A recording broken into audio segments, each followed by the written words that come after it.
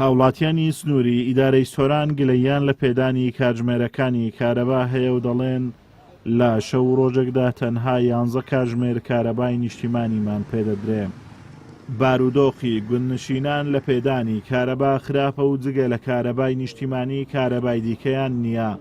لەم گەرمای هاوینەدا لە ڕۆژدا تەنیا 3 کاتژمێرونی و کارەبایان پێدراوە. کارەبامان زۆر خراپە، منتیقەی بەشخورا و تەزعیەدان، بەڵام بێخزمەت گوزاری گەورەترین خزمەت گوزاری لە ڕووی کارەباوە.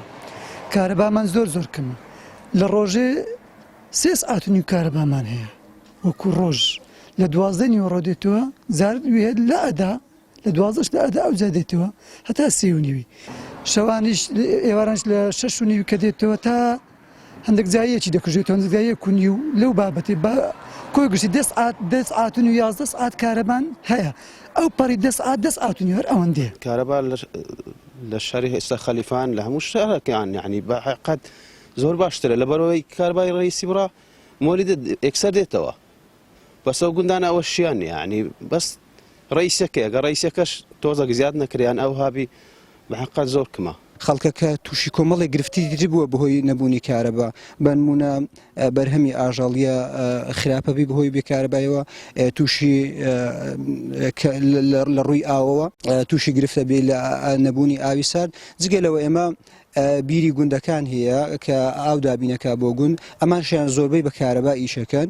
ئەگەر کارەبا نەبوو لەو ڕۆژە لە ڕووی ئاویشەوە گرفت بۆ هاوڵاتیانمان دروستە بێت.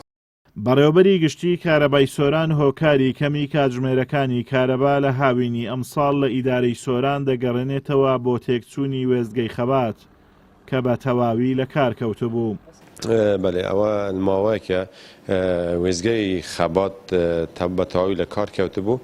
تیمەکانی وزارەتی کارەبا ئێستا لە هەوڵدان بۆ وێزگەی کارەبای خەبات بگەڕێتەوە و کاتژمێرەکانی کارەبا هەندێک زیاد ببێت. کێشەکە بەس لەوەیە، یان هیچ کێشەیەکی تر نیە. تا ئێستا لە هەرێمی کوردستان ستراتیژێک بۆ ئیدارەدانی کەرتی کارەبانیە. حکوومەتی هەرێم تا ئێستا چەندین ڕێکاری بە ناوی چارەسەری کێشەی کارەبا گرتۆتە بەر، لەوانە دانانی پێوەری زیرەک و گرانکردنی نرخی کارەبا.